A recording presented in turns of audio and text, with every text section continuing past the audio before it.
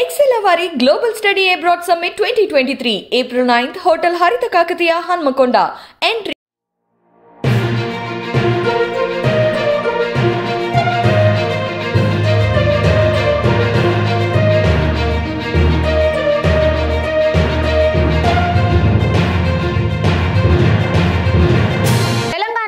Public service commission paper leak కేసులో దర్యాప్తు కొనసాగుతోంది. తాజాగా ఈ కేసులో మరో ఇద్దరిని పోలీసులు అరెస్ట్ చేశారు. ఈ కేసులో ఇప్పటివరకు 17 మందిని అరెస్ట్ చేశారు. నిన్న లౌకిక్, సుష్మిత అనే ఇద్దరు నిందితుల్ని సిట్ అధికారులు అరెస్ట్ చేశారు.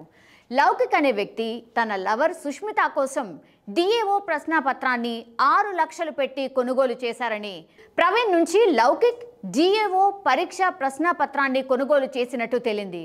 తీగలాగితే డొంక కదిలినట్టు ప్రవీణ్ బ్యాంక్ స్టేట్మెంట్ చెక్ చేయడంతో కథ మొత్తం తెలిసిపోయింది. ఫిబ్రవరి 26వ తేదీన నిర్వహించాల్సిన డిఓ పరీక్షను లీకేజ్ వ్యవహారం నడుస్తున్న క్రమంలో టీఎస్పీఎస్సీ రద్దు చేసింది. సిట్ దర్యాప్తులో నమ్మలేని నిజాలు వెలుగులోకి వస్తున్నాయి.